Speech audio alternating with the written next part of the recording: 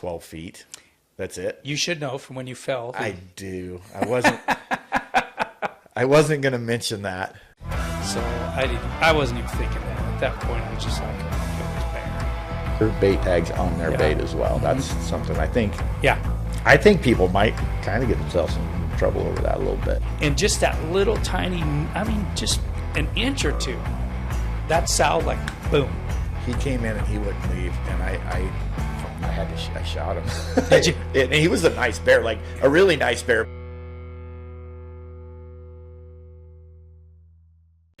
Darrell, we're back. JT, we're here. How you doing today? Doing good. And you? Good. I'm doing great. Season Hunter, episode 2. Episode 2. Man, they're just flying by, aren't they? Yeah. We did get some tons of positive feedback and from the last episode. Yeah, I was really happy. It was our first try, and I was really pleased with how it Didn't turned have out. a whole lot of cuts in it. Not a lot. Had a few, but not a lot. So that was good. Yeah. Hopefully we can keep that. Yeah. Keep that up, but minimum. whatever. I mean, we'll make our mistakes for sure. Yeah. So What's been happening? It's March 15th today, I guess. Yeah. And I've been shed hunting. That's I know. what I've been doing. I've seen that. That's good. Freezing. Been doing okay. Yeah. Not great, but I had a super slow start last year, so I'm pretty happy with what I've found so far. Good. But hopefully it gets better. See, Idaho, we got some news here last week that we were the last state to approve lighted nocks Right. and expandable broadheads. And How do you feel about that? I ain't gonna lie. I guess the only thing that kind of bugged me was, my personal opinion is, our Idaho Fish and Game commissioners should have been the ones that, kind of headed it up. Instead, I understand, some people kind of went around and went to the legislature and the government went the government way instead of going through the way I feel the proper way. So it's a little bummed about that. What is your version of the proper way to get just gone through our commissioners. That's what they why should they're have made there. the call. Yeah, they should Gotcha. be the ones who have the big voice in it and not our legislatures, senators, and those type of people, some of them don't hunt, where our fish and game commissioners, they hunt, they're sportsmen, Right. and so I feel like sometimes you get you might not get the right person that maybe knows what they're talking about or understands it. Right. And I do have mixed feelings, I'm not going to lie about mechanicals. Maybe I'm just don't know enough about them, because I know there's a lot of people that kill all kinds of big game with them. The only thing I'm hoping is that, especially for the people that shoot a lighter arrow setup, kinetic energy, I think, is going to be a key, is making sure everyone out there has good kinetic energy before and put a good mechanical on there. Right. Because there's a lot of ones that aren't the top quality, and I think a person needs to make sure they spend the money, get a good one, and have good kinetic energy. And I think with that, if that's the case, they'll probably be okay. I'm still not sold on them yet for elk. But Right. I know there's people out there that kill them. Yeah. It'd be interesting to get some feedback maybe from people that are listening to this. Yeah. Because honestly, I don't have any experience with them.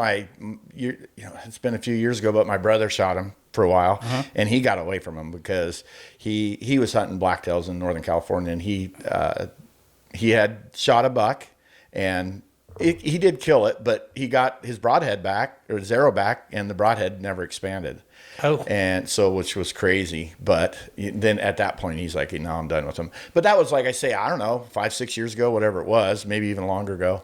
And he maybe they've changed by now. I mean, I know sure there's they're good some out better. there, yeah. I'm sure somebody out here will be happy to tell us some information. Yeah, I don't. Like I said, I don't have any experience with them. Have you shot them before? Oh, I've shot them, yeah, and I've had them in my quiver out hunting.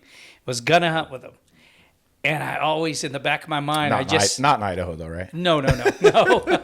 No, like Arizona and Alaska and Nevada and all three of those states, I had them in my quiver, and I was planning on shooting them. And when it came down to it, there's something to be said about going in the field and having 100% confidence in your equipment.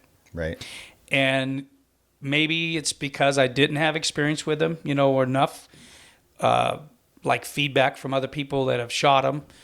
And I always turned around and just went back to my fixed blade heads, and so it's not like I wasn't closed minded to them. Sure. But and I have heard buddy of mine and I were hunting down in Nevada, in fact, and I had mine in my quiver, and he had a couple in his quiver along with some fixed, and I know he went to check one of his, and there was no blades in it. They'd completely fallen out. Wow. Not saying that they're all like that, because Right. I know there's some good ones out there. I'm sure there are. So, Sure there are. and I can't say who's good and who's not, because I don't have any experience. But I have shot lighted nocks before, just kind of messing around. And Yeah. I honestly don't really have a problem with. I think it'd be good to be able to find your arrows. Yeah. I guess they got some with Bluetooth and everything, and I don't know how That fancy. seems a little extreme. It does to me. But whatever. That's Yeah. cool. I guess you can do that stuff. But, Yeah, but I know people are going to use them. All I could say is I just hope that people use common sense and think about the animal, and have good kinetic energy to make sure they deploy. I don't know if you knew this or not, but Idaho, this area was like one of the first expandable was actually designed here. No, did not know that. And so like the high point of the back part of the blade, the taller part of the blade it looked like a fixed broadhead. It had a little notch in it. And the idea was that side was sharp, that little notch would catch the skin, and then there was a hinge on the back. It would open up, and that side was sharp. Oh. But it was, this was back in the day when a lot of we're talking in the 80s, I believe it was, when a lot of the blades were only 10 thousandths thickness. And these weren't stainless steel blades. They were, I think they called them like a carbon blade, and they could actually rust. Wow. And my hat's off to the person that, came up with that idea. Unfortunately, he, I'm sure, did the best he can. And I know some guys who shot him, and I know they had some problems with deploying the one blade. They were a 4-blade. One blade came out already. At least the ones I've been around were 4-blade. Okay. That totally slips my mind, the name of them. I wish I remember that. But anyway, so, Idaho, just like 65% let off, allowing higher let off than that. We were the last state for that too. So here we go. We're in the mix. I think Idaho. We're getting totally off subject of what we're going to talk I about, know. by the way. But I think Idaho, a lot of times, sees how things work in other states before they move forward with that. I feel like I think that's not a bad gig. Yeah. But Yeah. tell me, and like I say, I don't know much. You obviously have a lot more experience with the expandables than I do. Neither of us have much. Yeah, but I don't have much. But what's the advantage versus a fixed broadhead? well, I know for a lot of people, and this is a misconception too. A lot of people think that you shoot your target points, you sight your bow in, expandables are going to shoot exactly the same. In a lot of cases, they do. But there is those cases that they don't, and I hope people take the time to actually shoot them and make sure that they do. Gotcha. I've always thought that, and I've known some people that have actually used expandables, and they said the reason why they liked them is because they didn't have to worry about tuning their bow with a fixed blade. Lazy. Pardon me? Lazy. Yeah, I didn't want to say that, but I'll go with that. And I mean, that's what it was, Right. and So that's probably, that's one of the advantages. And some of them have some really wide cutting edges. But just be careful. Use common sense. I think that's big. Think about what you're shooting. Right. An antelope compared to an elk, that's a big difference. Like in California, I hunt hogs over there quite a bit, and this is my personal opinion with that thick cartilage type armor that's around their vitals. You'd have to be shooting a lot of. Good point. Years ago, back when I used to shoot 80 some pounds and heavy aluminum arrows, it may not have been as much of a factor as now shooting carbon arrows, 440 some grains or 30 some grains, whatever I'm at. Right.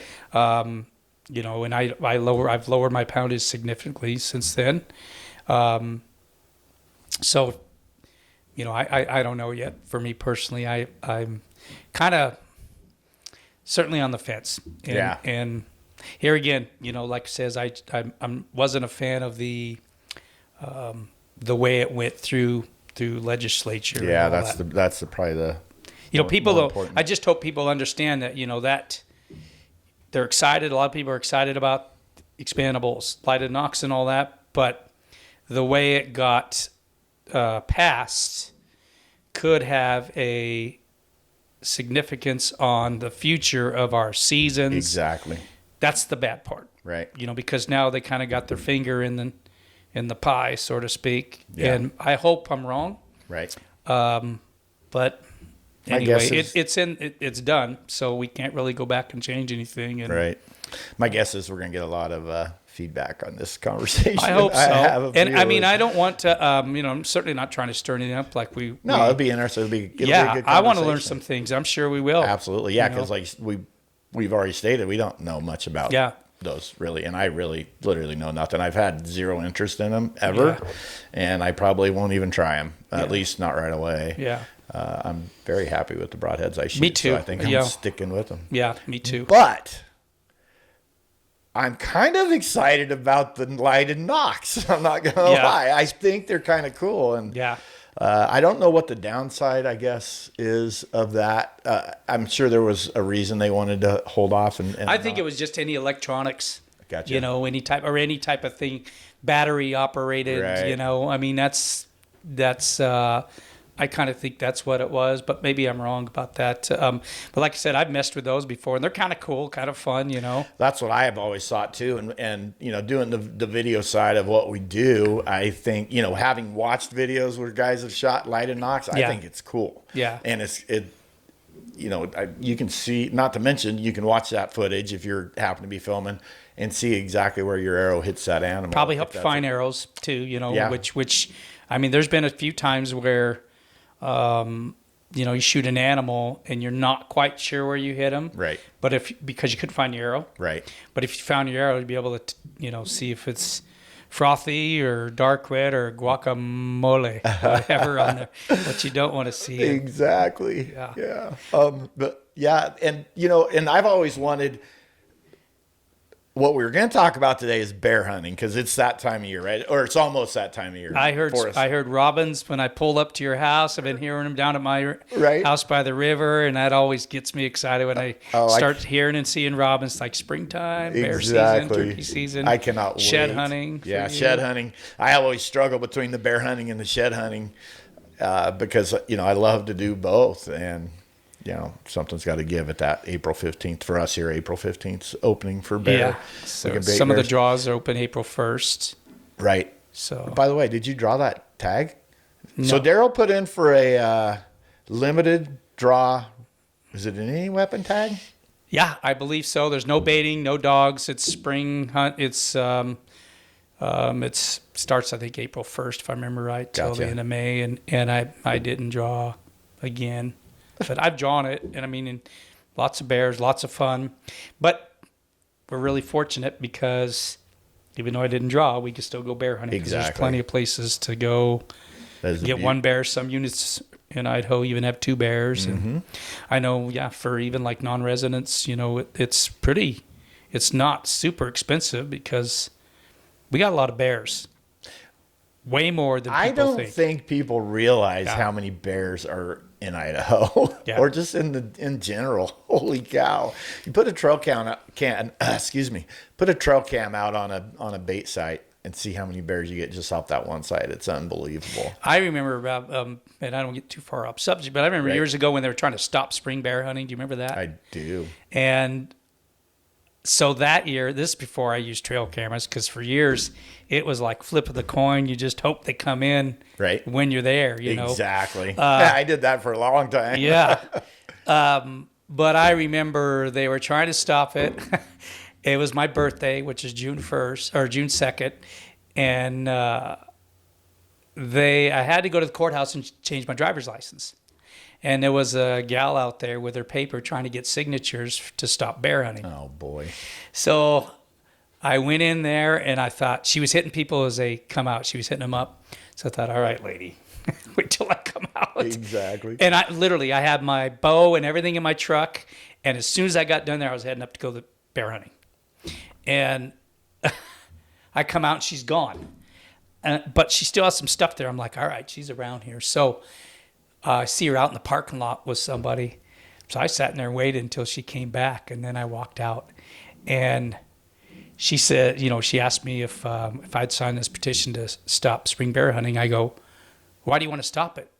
She goes, well, we just really don't want these poor little bears. People just throw a jelly donut out there. That's how she said it. Jelly donut out there and lure these bears in and then shoot them. She goes, and I says, so is that what you think it's about? She goes, yeah. She goes, I hunt too, and I fish. And I says, really? She says, yeah. And I says, well, what do you hunt? She goes, oh, I do some bird hunting, some upland game bird and pheasants and duck hunting. I says, so you duck hunt too, huh? She goes, yeah. And I says, and you fish? And she says, yeah. I says, so do you use decoys when you duck hunt? She goes, yeah. And I says, and a call? She says, yeah. And I says, isn't that luring them in? And you're shooting the poor little ducks? And I go, I'm assuming you use bait for fishing. And she goes, I can just see we're not going to agree. I says, no, exactly right, until you understand it. And then I went on to tell her, I said, in fact, that year I had 3 baits. And I hunted quite a bit. Never saw a bear all season.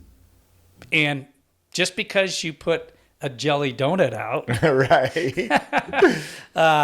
And I told her, I says, I challenge you next year to see how much work is put into this and just to see how easy it is. Right.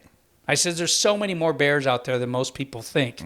And granted, like I said, this is before I used trail cam. Back in those days, the trail camera, and you may not even remember this, the seasoned hunter part, is they literally had a camera with a string. Oh, I do not remember that. That's hilarious. And so you'd get one shot. You'd get one picture. Wow. And hope that it was even what you're trying to get a picture of. Then you'd Sure. have to go set it again. There was a little pin. How It'd funny. pull out. Yeah. So that was the first trail cameras. That is a true seasoned hunter right there.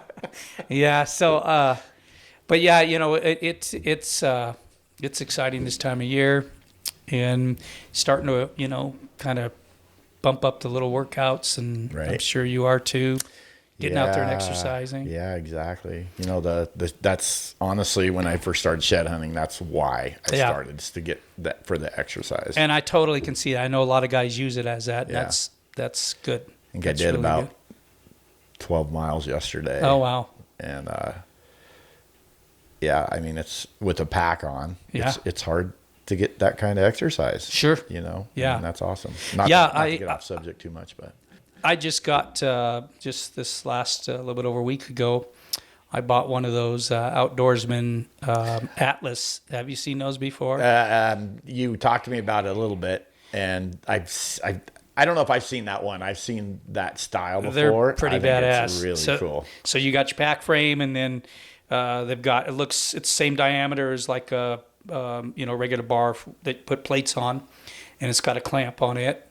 You can put up to like a couple plates, whether they're 45s or 25s or 100 pounds, whatever. Mm-hmm. But it mounts right on their pack frame. So you still got the full effect of a pack frame, which I do have one of their packs. It's one of the packs I got.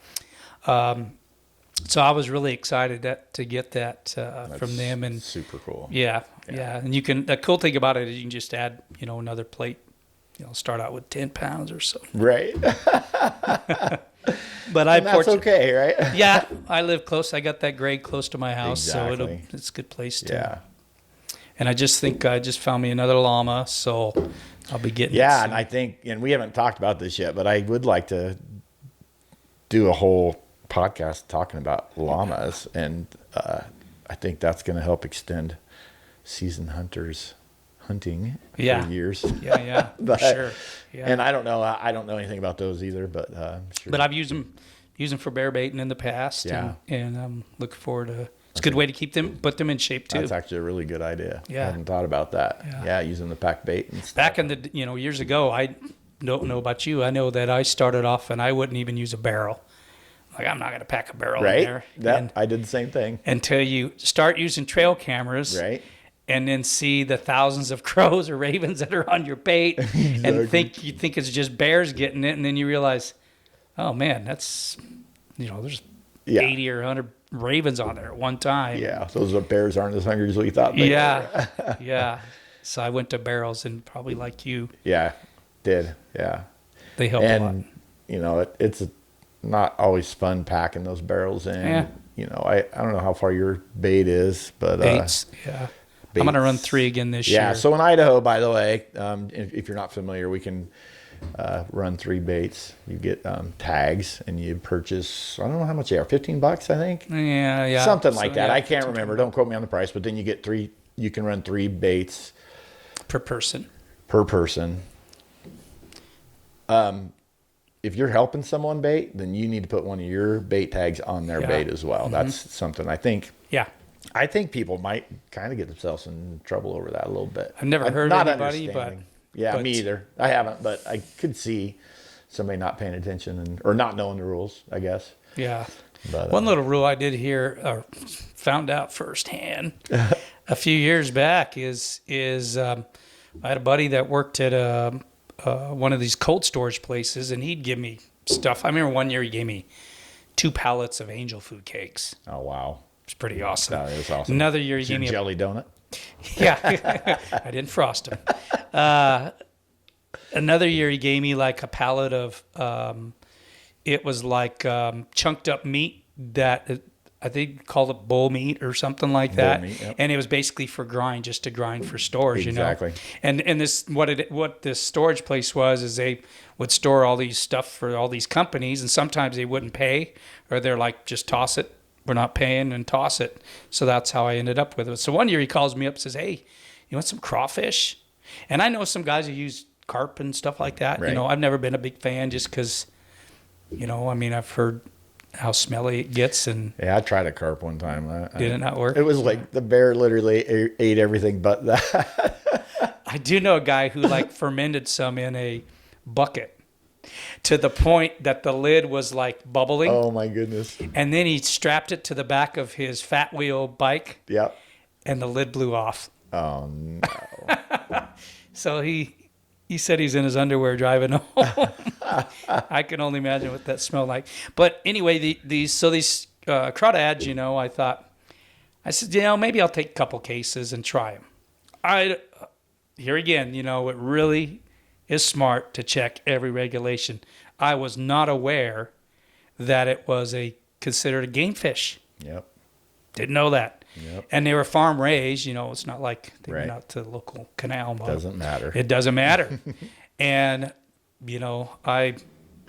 a fishing game officer got a hold of me about it, and I was pretty fortunate that he didn't write me up, and I told him where I got him from, and I could vouch for it, and legally I think he could have still wrote me up, but he probably saw that I know ignorance of the law isn't an excuse. No excuse, Darrell. Yeah. Shame on you. I know, but something just make sure. I know we've done it long enough now that I pretty much know what I can do and can't do watching your roads and all that. Make sure you're not going on one that's closed. Exactly. Which now I know they made a law; they don't have to have it marked. Yeah, I heard. Yeah. Yeah. So I know some people have gotten in trouble for that. Is that right? Yeah. Yeah. Yeah. Got to pay attention. It's tough, but I guess ultimately it's on us to make sure we're doing everything right. Yeah, that one video that you have. Tell us that story. I love that story about, and I know it's on the website. The YouTube. Yeah, when you were putting bait in your barrel, when you just got there and the bear came in, you shot it. Yeah. That bear's actually hanging behind you there. Is it? Yeah. So I took a week off work to go. I do every year towards the end of the season. I feel like the bears are starting to come into starting to rut that time of year. I guess that's what it's called, right? Yeah. And so I always take a week off. Well, I took the week off and I went and set up my camp, and then it was midday. It was like 2:00 in the afternoon. So I thought, well, I'll go bait my barrel real quick and then go, get out of there and then get ready to go and come back and hunt. Were you going to put stuff by your stand or whatever so you didn't have to pack it back and forth? Or do you ever do that? What kind of stuff? Sometimes I'll put my pack in there and stuff so I can And the biggest reason is so with less weight and less things on me, I have less chance of sweating and even though I spray down. And absolutely. In fact, my video camera that time I had taken up with me, and I have a hunt out tree stands, and I have a tree arm, it's called, I think, that I put my camera on that swings around stuff. Really super handy. But anyway, I thought I'd take some stuff and leave it up there, so I did. I had put my camera in the on the tree arm up in the tree stand. Oh, you already had climbed I had already put it up there. Oh. And then I got down and started baiting. Well, pretty soon this beautiful cinnamon, he wasn't very big, but color-wise he was gorgeous, started coming down the hill. And not having my camera, I did have a GoPro. Oh, that's right. I had my GoPro on my stand, and then I did have my DSLR, which I filmed with a little bit, but I didn't have anything to set it on. It was on a mono pod thing. So I just sat it down. But anyway, I turned that on, and that bear came in. It took him quite a while. I thought he'd left once, and every time I would rattle that can, after I put the food in, and then I was shutting the lid, and you know how loud that gets. Well, no matter when how I do quiet that, you try to be. I think that bear thought there was a bear on the bait, and so he kept coming in, and I grabbed my bow, had the GoPro rolling, and he literally came to about 8 yards from me, and he sat down, and I was behind a tree, and I had pulled back when he walked behind the tree, and he came in and sat down, and I just center punched him right in the chest. He went, I don't know, 15 yards and piled up. But wow. It was a rush. Even though it wasn't a big bear. You almost had to, though, when you get I felt like at that point, I could have made a decision earlier to, get back further or whatever. But at that point, he was so close. It was like, geez, your mind starts playing games with you, I think, and you get a little nervous about it sometimes. But yeah, I felt like that close to me, I was just going to shoot him. So I did. And that was my entire hunt. I know that was the first day, wasn't it? It was the very first day. I never even got in my tree stand that year. I had to sit up. Well, I shouldn't say that because I did hunt earlier in the year. I'd sat a couple evenings. But for your week time, yeah. Excuse me. Yeah, for my week, I never sat in it. And so the next day, I got him quartered up, packed out that night, got the hide taken care of that evening. And the next day I packed up actually, that's not true. I decided I had a week off. I went and looked for sheds for a few days. Found some nice elk antlers up there. Yeah. So I did that for 2 days. And then actually there were wolves just howling all around me when I was shed hunting. And that made me a little nervous. And I never did see them, but I saw their tracks in the muddy roads and stuff. And so I got out. I just left. Have you ever had any come in your bait? Once. I've had one come in and I blew it. And it was before we could shoot them. They were still listed or whatever you call it. And so I saw him coming in and I got all excited to just film him. Yeah. And I flipping hit something metal, getting all nervous, and he heard me and took off, so he never did come into the bait. But Frank did. Buddy of mine, Frank Potts, he had one on his bait when he came in. Oh wow! And it didn't want to leave. It was pretty crazy. He Really? yeah, he had a handgun with him, and still this was before you could hunt him, and so he shot in the air a few times and tried to scare it off, and it finally just meandered off. Wow. But yeah, but we got trail cam pictures of that one. Yeah, I've got trail cam pictures in mine of a couple different ones. Yeah. And before I used a trail camera, I'd shot my bear, and a buddy asked if he could set my stand, and I said, yeah. And so the day I killed, or the day before, I think I killed my bear within a day or so. When I went in there, that's what it was. It was a couple days before. I went and baited it, and just a little, because I usually cover mine. This 4 barrels, just would cover mine up, and there was a little bit of stuff moved, but not normally when a bear comes in. There's no question. Right. And this time though, there was just a little bit moved, but it had a badgery skunk smell. And in that area, I'd seen wolverines like years ago. And I told this friend of mine that was with me, I was like, I bet this is a wolverine, just because it wasn't all tore up, and the smell. I don't know if you've ever smelled one before, but it's kind of like a badger. I've never seen one. No, I don't think I've ever. I've been seen around them. two. Seen two. Yeah. Anyway, so it was like the next day, I believe, is when it was, and it was that night. It was tore up pretty good. The next day, I sat it, killed a bear, and then a few days later, I had a friend of mine told him, if you want to go set, you can, and he did. And he says, yeah, this weird thing came in, and he started describing it. I kind of forgot about the wolverine. And then he told me how it kind of, they have a distinct way of the way they move. And then I asked him about the colors. He said, yeah, so it was a wolverine had come in the bait, which would be so cool. And this before I said I had trail cameras, so I didn't, right. couldn't say for sure that's what it was. But Dang. that's the only one I've ever had come on any of my baits. And I baited It's pretty cool. years after that, so I don't know what happened to it. But I've had a moose come in and lick the can. Yeah. While you're sitting there. That was pretty crazy. Yeah, an elk. Small bull. Yeah. Had elk come in. I noticed that sometimes that time of year I'll get like a group of, because you're usually higher and in the trees, where antelope don't normally, hang out. Exactly. It's like they're migrating back. Migrating back in, Yeah. because they, in a group, all ratty looking. And Right. Exactly. yeah. Have you ever had like a experience from the ground walking in anything like that? Yeah, I mean, I've walked in a few times with bears on my bait.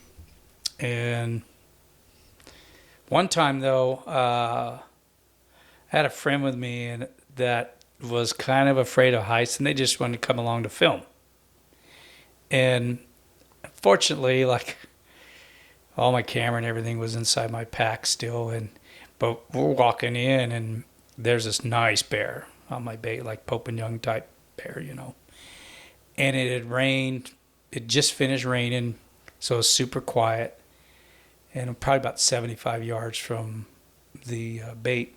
So I told him, just wait right here. And I didn't have a tripod for my camera because I used the tree arm, So I wasn't even thinking that. At that point, I was just like, I want to kill this bear. And so I just slowly crept up there, and I kept using the trees in between to kind of block its head and everything. And finally, when I got 40 yards, I ranged it, and I thought, all right, he's through now, definitely in my favor. And then I always want to get real close.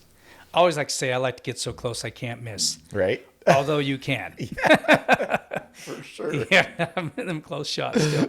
But anyway, so I kept creeping up, and finally I put the rangefinder as 26 yards. I'm like, all right, this is close enough. The closer you get, as good as bear's hearing is, I thought, I'm not going to blow this. I mean, it's well within range. So I drew back and shot. Bear ran right towards the truck. I think it was like just a little bit after 6, and we were loaded up and driving out there before dark. So That's great. yeah, that was. It's kind of nice when it happens like that. Yeah, that where in the rain it stopped. So it was I just typically nice. don't. Usually looking for them in the dark, or Oh yeah. when I'm by myself. I'm not gonna lie. A lot of times I'll wait till the next day to go Do you? look for them. Yeah. I have, because usually it's cold enough. I don't think I've ever. I do like to save. Yeah, Idaho, you don't have to save the meat on bears, Yeah. but I do like to save the meat. There was a time there where it went back to you had to save the meat, right. and then it went again. But I can't leave it. Justify it. Yeah, Me I just either. can't leave it. Me I mean, either. even if I make sausage and give it away Right. or whatever, if you got a lot of meat in the freezer, I just have a hard time leaving it I there. agree. So, I agree. and this last bear I killed for years. I mean, the very first bear I killed back in the '80s, I made like steaks and all that, and I'm not gonna lie.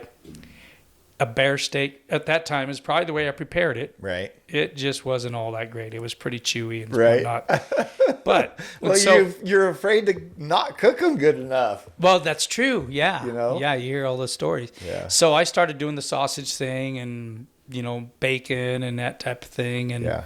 and anyway, the last bear I killed, I didn't get to hunt last year. I went out one evening actually, but anyway, I told myself, all right, I'm gonna cut it up just like I do other wild game. I did have some scraps and stuff too, but I decided I wanted to make some steaks and roast, because there's a lot of people out there that, for some people, that's their favorite meat is bear, Right. and it was good. And granted, it wasn't a huge bear, and I don't know if that made a difference. No, it didn't, because that first bear I killed wasn't a huge bear. So it was probably just the way I cooked it. Right. And Probably so. I've always been too scared to try. I did tenderize like the steaks.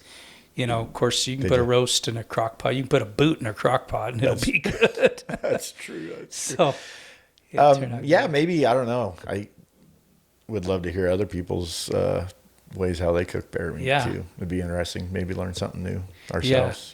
So we shredded up the meat, and I actually think we did like a burrito taco bar at our house one time Okay. with a bunch of different meats. Yeah. And there was quite a few people over there, and of course they know, Right. most likely if it's at my house, it It's had wild parents. That's right. So whatever it is, That's hilarious. yeah. So yeah. Anyway, the people, but everyone who did try it, when I told them after, they loved it. So That's I pretty know cool. it's, it's good. Right. Let's talk a little strategy. Like how far do you set your? You usually hunt out of a blind, actually, right? I've hunted out of both, and probably earlier in the season, I've hunted probably more out of blinds, primarily because the weather.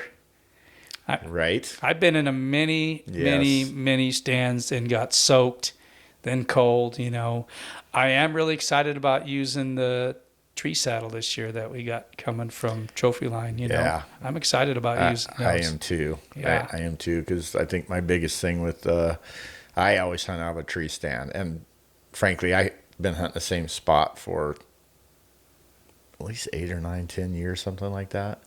And this tree, it's the perfect spot, and it's a 28-yard shot. Yeah. So not bad. Although I've missed.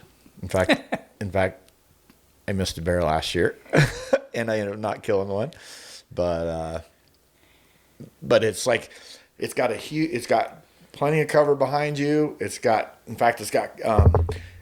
limbs below me. I've literally had bears walk. I could have spit on them. They're just right below me, and my tree stand's it's not very far off the ground, like maybe 12 feet.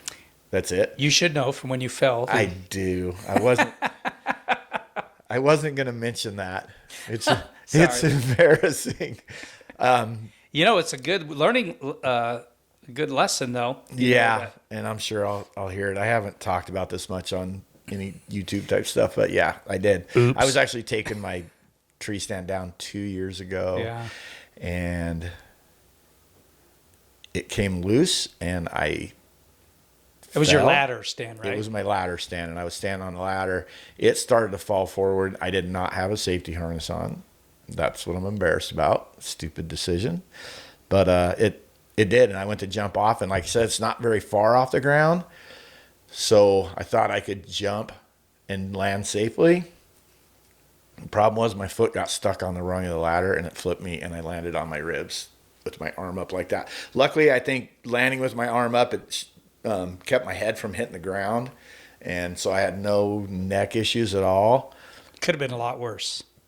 Could have been a lot worse. Because I have a friend who actually died from Yeah, I know, and that's the first thing, man. It's funny how fast that happens, and then how slow motion it can feel at the same time. But I hit the ground, and I have never hurt so bad in my life. For weeks, huh? Wasn't it? Weeks, and it was, and 99% of the time I'm there by myself. Luckily, I had a friend with me. Lee was with me that day, and I almost landed on him when I fell. He was kind of looking the other way, and I fell, and he just kind of turned around and looked at me. Thump. But man, my hips, I thought for sure my hips were broken, and my ribs. And luckily, I went to the emergency room, and actually another funny part of the story is my daughter is an x-ray tech, and she rushed down to the top hospital. She wasn't working, but my daughter actually took my x-rays. Oh, wow. For that. And anyway, yeah, so just wear a flipping Safety harness. yeah. Jeez. I know It's there's stupid. times where, you, especially like that, you think, I'll be okay this time. Exactly. And It takes that one time, and I'm talking from experience now. It happens so fast. I don't care if you're Superman. There's nothing you could do. You were you're just along for the ride at that point. Yeah. Pray nothing happens. Sorry about bringing it up. It's okay. I deserved it. It's out there. I feel better. So, but anyway, can we go back to what we were talking about? Yeah. I actually 20 put my tree stand when I do pretty high. Yeah, I know you do, because years ago I went with you. Darrell and I don't get to hunt together very often, so we don't have a lot of stories together other than Antelope just a handful of camps times. and, Antelope, pig. Yep, pigs in California, Yeah. antelope in Nevada, but overall not much. But anyway, I did go bear hunting with them one time, and this is before I ever used before I really started bear hunting much, I think. Well, at first we were actually, at that time, I think I was hunting with a rifle, and we were just sitting way back off the sights when we were killing bears that way. Yeah. But anyway, and we got to Darrell's site, and I look up, I'm like, oh my goodness, that tree stand is way up there. And I had zero experience in tree stands at that point. I don't think I'd ever even sat in one. I can't remember. So it back scared then me. if I had steps that screwed in or a ladder, because I know like my ladder, the ones where you put them together, the steps like that, I usually combine two. Yeah. Because they're like, I think you did. gosh, it what was are they, way 12, up 60? there. Yeah, I'm usually up there 20, 25 feet. And even on that, and I'm going to stay on that trip for a second, because when we walked in, there was a bear. Do you remember there being a bear on the site when we walked in? And I hadn't seen very many bears at that time, so I was like, oh, it looked huge to me. And Darrell's like, let it walk. I'm like, are you kidding me? I would have killed that in a heartbeat. It wasn't a big bear. Seemed big to me at the time. But bears have a lot of ground shrinkage when you do. walk on them, don't they? I Even remember- a big one doesn't look that big to me. Now with a barrel, it does give you a little more perspective. Absolutely. But so back in the day, I would get, and when I would put a pile, of course you're usually by a tree, because I would make a V so the bear would have to come in, a certain angle. Mm-hmm. I'd make a mark on the tree. Okay. Just to kind of give me an idea, okay, if he hits that mark, then he's It's a shooter. Realistically, I know you've seen enough bears like me now, like myself now, and I, have friends, or I've helped quite a few people get started and everything. You're like, how do you know a big bear? And it's like, when you see a big bear, there's no question, in my 100%, opinion. The way they carry themselves. Just how they walk. Yeah, it's they different. just- It's different. Yeah. Until you see one, you don't get that. Though. They're not looking over their shoulder like, the younger ones are. And that's a very good point. That's something interesting, because a lot of times I feel like it's easier to kill if you can get them to come in during the daylight. It's easier to kill a big bear because they don't care, right? They own that flipping site, so they're just walk. That's been my experience. They just walk in. Yeah, everything scatters. But exactly. The little ones. I mean, of course, you know. I mean, they're nervous. They're nervous. Boy, then they'll grab something, they'll run off with it. Especially like when years ago, I used to use a lot of like meat. I was a meat cutter for so many years, and I get a big chunk of meat. Instead of cutting it up smaller so they'd have to stay there, which I've learned, you know, the smaller stuff does work better. They just grab a big old chunk and run off and go eat it. And then they sneak back in looking over their shoulder, always doing this stuff. And yeah, like a big one just comes in and they're just kind of like, whatever. Exactly. You know, lay in the bait. They lay right there, don't they? I shot one, I've shot more than one that literally was laying, it's like I said before, barrels too. Yeah. I can't remember how many years I've been using barrels now, but it's been several years, but I baited all the way back in the 80s. Yeah. You know, and back then, you know, we never even thought about barrels in, but yeah, they would just lay right in the middle of it. Isn't that funny? I remember a bear, there's a big sow and a big boar came in, and it was fairly late in the evening. You know, they wait till just about dark if they come in during the day, a lot of times. And he came in and laid down just facing right at me. So I had no shot. It's only 28 yards, like I said, and it was getting darker and darker and darker. And I was like, oh, I'm not going to get to shoot this bear. And he's huge. And did you not get to shoot him? I did not get to shoot him. So let me ask you this. Was he still in there when it's dark? Yeah. So I do, I take my arrow. I'll start with this. And actually, gosh, I got so many stories to tell. So it's hilarious. But I'll start dinging my tree stand first, you know, with the arrow. Just try to scare them off, you know, and then usually that works. And I can't remember. I'm pretty sure on that one that did work. But I've had bears where I ended up killing this bear because it ended up being and it was a really nice bear, but I had a bigger one hitting. That's why I didn't want to shoot this one. But he would not leave. I would stand up and screaming or yelling, you know, waving my hands and all this stuff. And finally he did walk off once. And then the next, I think it was about 2 days later, he came in and he wouldn't leave. And I shot him. Did you? And he was a nice bear, like a really nice bear, but there was a bigger one, even bigger one. That's why I didn't want to shoot him, you know. But yeah, that video is on the YouTube channel too. I'll leave links to some of these hunts down in the description. So I've actually talked to him before. Yeah. Said, hey, it's about time you leave, okay? I want to get out of my stand and looking at you like, what? That's hilarious. That's one of my biggest fears actually is I have to walk down this trail. Have you ever been up to my base site? Yeah, I've been up there one time. Yeah. To walk down this trail, and it's over the years, it was an old logging trail, but over the years it's just grown in, and so it's just kind of a trail, and there's some fairly thick spots, and it's always my biggest fear to... What I have found, though, for the most part, I mean, it is that I don't know about you, I've come face to face with a couple sows with cubs. That's always my biggest... Yes. I guess fear if you have one, and I've been fortunate because both times, and one of them I was on the ground and I actually thought this little cub, it was just breaking daylight. I thought it was a porcupine in a tree because I just saw black, and it was that early. And anyway, and then it turned, and when it did, I saw the ears, and I stopped. And about the time I stopped, the sow with another cub came walking around the bush on the same trail I'm at. I had pepper spray, okay? And all I have to say is there's no way I couldn't have got the pepper spray out quick enough. Right. Maybe to spray some seasoning on myself.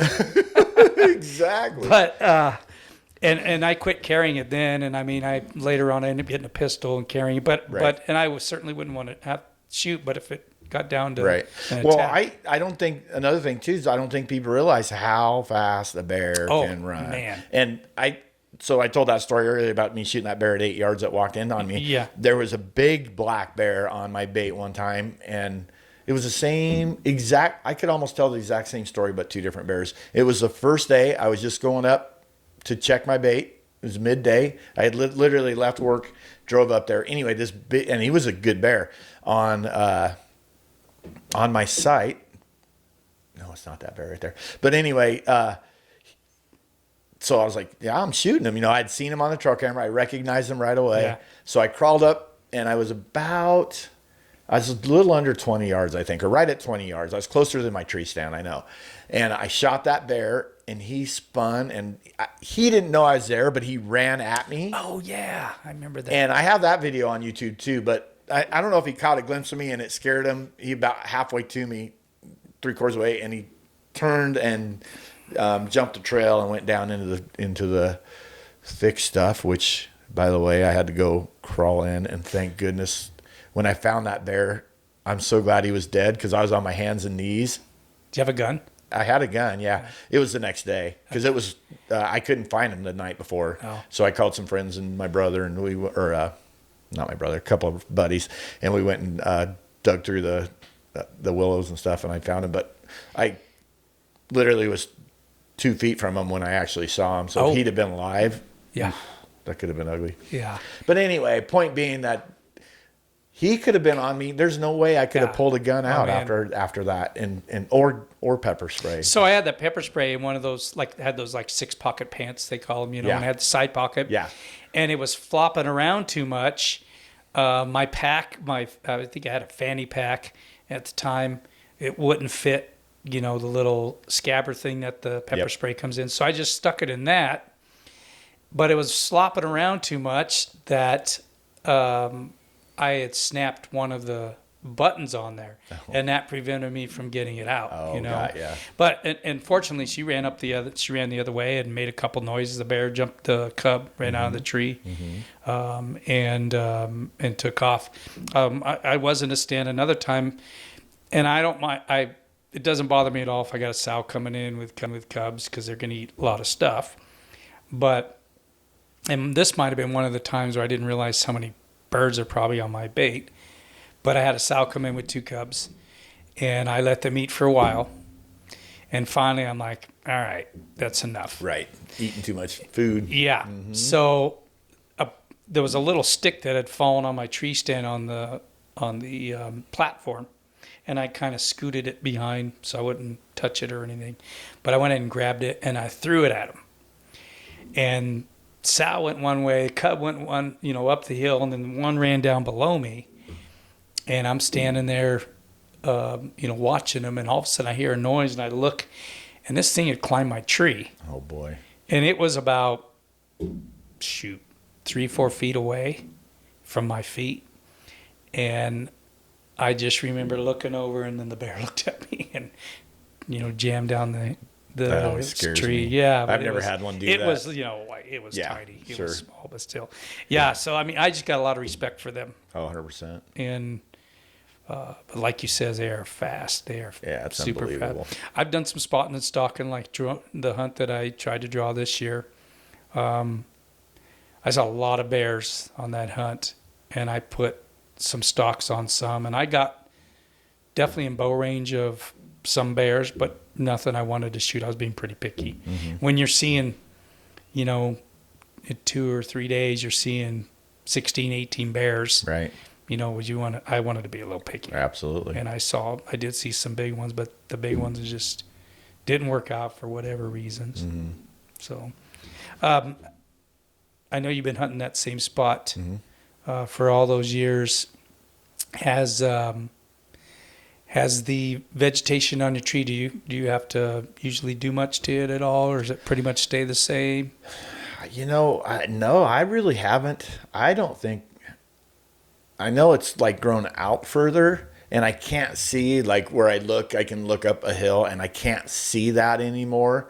But as far as where I set my tree stand, it's weird. It's just a natural pocket. There's no limbs there or anything. And that's good. Yeah, I've never had to do anything to the tree. Oh, there's nothing worse. I've trimmed in the years past, trimmed a few limbs, and then next thing you know, there's sap. Yes. everywhere. Well, there's In plenty your of hair. sap in that. Yeah. Actually, years ago, I can't believe it's still there. there was one limb that we tied with a shoestring. I had, for whatever reason, I used to carry spare shoe boot strings and stuff, and we tied a limb back because at one point we were putting 2 tree stands in there, one to film, and now I use a double tree stand on there, which had worked really well the last couple of years. But anyway, that limb was kind of in the way, so I don't know, 7-8 years ago we tied that limb with a shoestring, and it is still tied there. Like, I can't believe it has never broke or anything. It was pretty crazy, wow. But anyway. Yeah, the tree saddle, I think it's going to have some pretty good versatility this year. That's quite. Oh, I know. Yeah. So yeah, like I said, again, we don't have much experience with these, but we're learning, and I can't wait to get it and just to watch the videos of that, kind of how those guys use them. I think it's going to be pretty cool. Yeah, pretty. Part of my problem was just the bad part of that tree. I guess the only bad part is it kind of leans back, so I have to kind of scoot forward in my tree stand to pull my bow back. Okay. And this will be good for them. I'm not making excuses, but I think that's why I missed a few bears. I just wasn't comfortable in my positioning. Yeah. And so even with a harness on, there's still that exactly leaning forward. Yeah. You don't want to just getting that right angle, and then to have to move forward in your stand when there's bears that close. You don't, that noise does not take much. I years ago, before like my very first tree stand, I bought it from a guy, and the platform was small. It didn't even have a seat. Oh boy. And so it was a tree stand. Right. Literally. So what I did was I ended up, it went from weighing probably 12 pounds to 20 pounds because I added some extra plywood to it to make it bigger. Gotcha. And then I put carpet on it, and I would just sit on it and kind of lean back, and I was planning on shooting just sitting down. Well, I remember a sow came in with cubs, and I barely moved. I mean, and I wasn't going to shoot, obviously, but I just moved enough to get, and the reason why I wanted to get comfortable so I didn't have to move at all.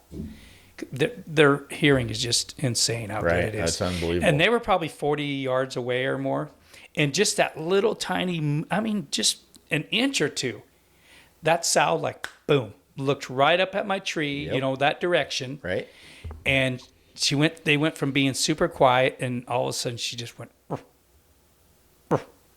And they came in, did 2 small cubs with her, and it was funny because she would just look up at me with those little beady eyes, and that stand wasn't real high. But the cubs go in the bait. She's kind of sniffing around, and I had taken a bucket back then. I didn't even have a pack frame. I would just take 2 buckets, 5-gallon buckets, and dump it. And I remember I only took one with me that day, but it had, restaurant crap in there, or slop and bacon grease. I remember there's a lot of bacon grease in that one. But I had taken that bucket and I hung it on the top step, which was probably, 2 feet from my feet dangling. Nice. If that. And did you think that one out very well? So the sow takes off and disappears. And the 2 cubs are sitting there. I'm just kind of enjoying watching them, And all of a sudden I look over, and what she had done is she made a big old circle and was walking right up the trail that I came in on. And next to this tree, there was like an old tree that was cut off next to it. So it was a short stump. And she got up on that stump and then looks up at me. And I'm thinking, please don't climb. Right. Sure, she did. Mm-hmm. She climbed up that tree, and then she starts hitting that bucket. I'm sure she could smell absolutely all that. And that was when I talked to. And after doing it a little bit, by now I was shooting a recurve at the time, and I just remember looking at my broadhead and it's just shaking, because I still have my arrow on there. Right. But finally, I just turned over and I says, "All right, honey, that's enough." Right. And man, her eyes got big, and then she jumped down off the tree and grabbed a chunk of meat and made a couple noises, and they all took off. Luckily, there again, that was another encounter that I think maybe if you got between the cubs and her, could be a different situation. Sure. But oh yeah, without a doubt. yeah, I mean, I've always heard, I've never really had them get aggressive with, the cubs and stuff. I really haven't had that many sows come in with cubs on occasion, and most of them have been older. I've seen them on my trail cam, a few times. for the most part, I think they're more, people get really worried about bears. Even like getting out of the stand, there is kind of something about getting out of the stand if you know there's bears around. Exactly. But for the most part, they're a lot more afraid of us, I think, than they are. I agree. Than we are of them. Usually, one little noise they gone. Yeah. You get the occasional. I was talking about that one earlier that I ended up shooting. Not saying he would have done anything to me, but it gets in your head. Sure. But still, he was way more aggressive than most bears are. I've tried to spook off some smaller ones. Mm-hmm. I don't know if you've had it happen, and they puff up. They kind of turn their legs out and they just kind of puff up and look at you. I've had them do that. The smaller ones do that, but a little scary. Yeah, it's an incredibly strong animal for sure. There's a couple nice bears you got here. Yeah, those are a couple off that stand. Probably told a couple of those stories already. I don't know. I don't think you guys can see them, but I have some more skulls up there. But that's always a fun thing in the spring. That, and I enjoy turkey hunting a lot too. See, I've never actually, I went turkey hunting one time for my son, and he did kill a turkey, my middle son, Cooper. And, but I never have had the opportunity to go myself, and maybe you'll take me this year. Yeah, anytime. It's fun. I mean, good thing turkeys can't smell. That's all I got to say, because their eyesight is and their hearing is unbelievable. So if they could smell, they'd be really hard to kill. Right. I think I don't know how hard they are to kill, I guess. I don't have enough experience with them, but I've killed some out of the blind. Most of them I've killed with a bow. And I've killed some just happen to be sitting, out and about. Pig hunting, I did that a few times where I was hog hunting in California and turkey season's going on. So you do that at this time of year too? And I try to time it so, well, of course, pig hunting's all year round, California. Right. But, that's true. But the turkey season, obviously, there's a season, so I usually try to time it so I can do both if I can. And, And there's been a couple of times where I didn't go there. I wasn't going to turkey hunt like then. I was hog hunting, but I happened to have a diaphragm. I remember one time it was a elk diaphragm from the year before, and they're all kind of matted together, and I'm sitting there trying to get some spit in between them to make it sound halfway decent. And I call a nice tom mid-afternoon, called him right in, and he was strutting away, and I waited till he turned the other way and drew back and shot with no blind or anything. My limited experience is pretty similar to elk hunting as far as calling them in and that kind of stuff. It's more of a rush than I thought it would be. It is. It's pretty cool. Very first turkey I shot was actually in Georgia. And I went with a guy who's Joe Drake, who's, he's won some world titles in the past and super good.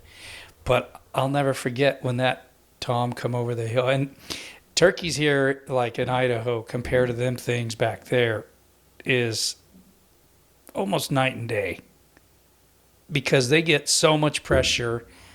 I had seen turkeys around here, but I didn't really hunted them much at that point. And, you see them off the side of the road, they just kind of walk off or might run up the hill, whatever.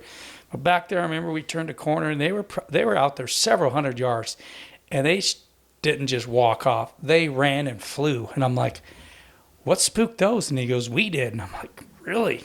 He says, yeah, they're cagey. And they were. So when the turkey did finally come in, I was with a shotgun. I'll just never forget me sitting there thinking, I am so shaken so much, like if it was a big bull elk or something else over a bird. Right. But like any other hunting, when I don't get excited, I want to quit. Yes. Yeah. So I'm with you. It was fun. Yep. Anyway, so.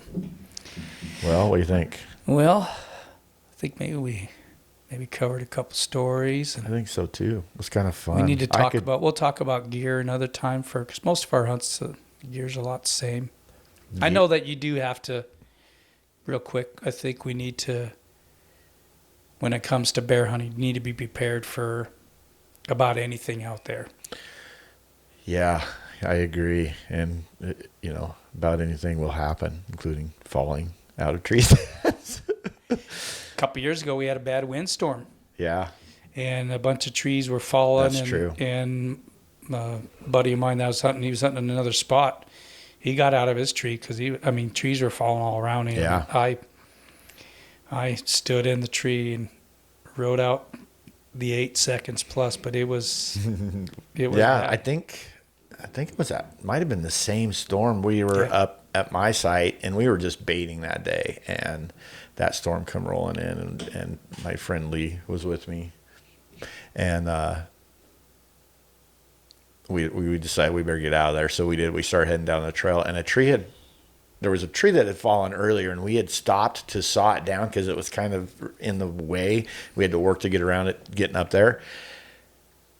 We just got that tree sawed down and took about 3 steps, and another a tree fell maybe 30 yards in front of us, and we both feel like if we wouldn't have stopped to saw that tree down, that thing would have fell. I don't know if it would have fell on us, but it would have been really close. Yeah. And that's definitely something you need to be aware of. I come out from after I killed the bear one night. It was about 1 a.m, and we got a windstorm, and a tree had fallen across the road, which, when it comes to being prepared and stuff, since then, I fortunately had my little Wyoming saw, which wasn't like it got the job done, but any bigger on that tree, it'd have been challenging. So I went out and I bought a bow saw, a bigger one. Right. I keep it in my truck, and I've had to use it a couple times since, and that's been a lot of years ago, probably 12, 15 years ago, but can never be prepared enough when you're out there. No, and inevitably something will happen you're not prepared for, regardless. Sure. It's just how it goes.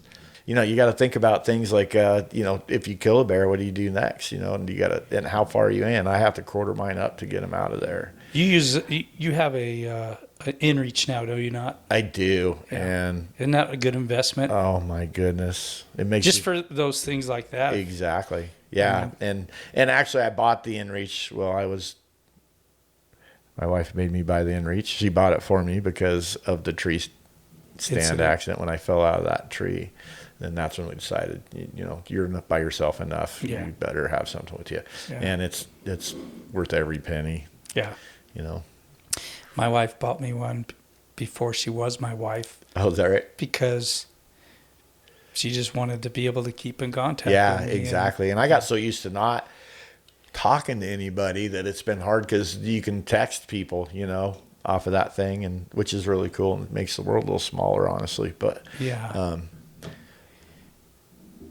don't use it as much as I could use it. Yeah. I pay for the unlimited. The unlimited. Yeah. So I could text all day long if I wanted to. I never do. I forget I have it, to be perfectly honest with you. But then you see it on your pack and you're like, oh yeah, okay, it's good. I'm glad I have that just in case something happens. That was a really good investment. Well, I got stranded in Arizona at a battery cable break.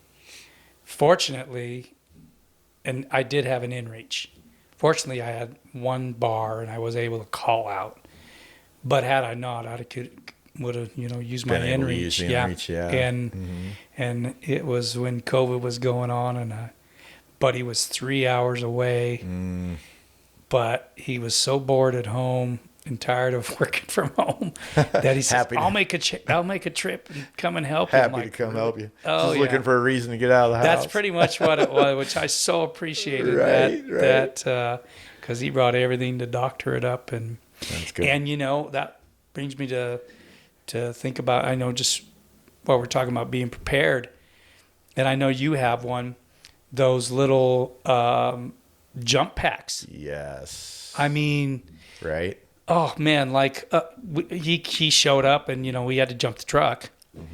But what if he couldn't have, or whatever, when I needed to jump? Those things are so handy, and they're not like get them at Costco. I think I got them there for it's not something you'd carry around in your pack because it's relatively heavy. But in your truck, when you're out of cell service and something happens, you just want to be as prepared as you can. Yeah. And it's amazing how many years we went without being prepared. Do you use a solar ever for your phone charger? No, actually, well, I do have a solar thing, but I don't use it much anymore. A lot of times, I use that jump pack actually to charge batteries. Oh, And then if I'm coming back to the rig, then I'll charge. I carry enough batteries with me for a day, so that's no big deal. But then I'll charge batteries at night, when I'm sleeping and stuff. so you take it with you backcountry like that charger? No, I don't. I usually take enough batteries to last however long. Yeah, those little the little battery packs for like your phone, the USB. Oh, things. I do carry those. Yeah. Yeah, and I carry a cord so I can charge my phone and stuff, or cameras with that if I need to. I have a couple of those. Those are pretty handy. They are. Things, yeah, and they're not very heavy. And I have a couple of those, and what I'll do is leave it at camp, plugged in with my solar. Okay. While I'm gone during the day. Right. And then if I've used any at all, I'll swap them out. So then I've always got, try to have a battery charged. Exactly.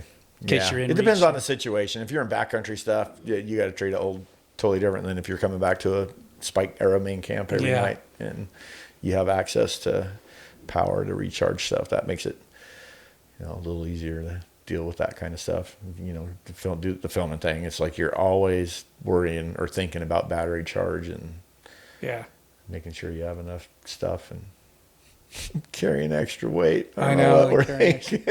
Yeah, I know. I carry probably more stuff than brutal on my body when it comes to that. But gosh, I like to have things too. I do too. I'm not very good at roughing it. I don't mind it one bit, but I'd rather personally, have a little bit heavier pack and because there's nothing worse than not being comfortable out there, especially when it comes to your tent and your sleeping bag and that type of. Hats off to the guys who do the hardcore, cutting their toothbrush in half to save a couple ounces. I've done all that stuff in the past. Yeah. And it's got its place for sure. Sure. I still don't mind. If I need to do that, then I'm willing to still do that. But what is amazing is like binoculars. I went from the 12 by 50, I had the 12 by 50 ELs for years, and I went to the NLs. And it's literally a few ounces difference, but the size is smaller on them too. Mm-hmm. And I love them. Yeah. And I think about, man, it's only a few ounces difference, but you can't feel it. Yeah. And so I totally get the guys, that do that type of thing. Absolutely. With, being super lightweight. Mm-hmm. But yes, anyway, so I think that's a wrap for this Another session. one in the books. Yeah. Number I 2. So. 2 down, a whole bunch more to go. Yeah, hopefully. we appreciate, you guys listening out there, and certainly enjoy your feedback that we've gotten. And we're not experts at this, so we want to hear it. And we, like the YouTube channel, and give us your thoughts. And I'll always be open-minded. You're never too seasoned for that, I don't think. Yeah. But we do appreciate you guys, and help us out if you like this stuff. Don't be afraid to ask questions. I think we'd like to answer some questions. We talked about that a little bit last time. And once we get these on, we'll be doing them. We're still going to try and do them once a week, I guess. Mm-hmm. And got some guests lined up. Yeah, that's going to be fun. Yeah, I'm excited. It's kind of fun to get some of our own stories out of the way, and then we'll start listening to other people's stories too. We're too old. We've got so many stories. We're always going to be chiming in there. We could almost do this whole thing without any guests, but I think it'd be a lot of fun to have other people. I'm excited about having some other people. I'm really excited. I could do, we could do a whole other podcast on bear hunting. I feel like I kept popping in my head that we didn't even talk about today, and we know other bear hunters that are really good dudes, and I think we would like to get them on here. Yeah. And then even some guys that do some of the supplies of bait. Yeah. And we didn't really talk about bait much today. I started to go there, and then we got sidetracked weird with another story. Imagine that. But squirrel. Yeah. There you go, Darrell. But anyway, so I'd still like to talk about that stuff, but maybe that's for another time. And we can do that. We'll get those other guys here or something. And that'd be fun. Yeah. But anyway, Thanks, John. appreciate It's you always guys. good. Thank you, Darrell. Yep. See you guys. See ya.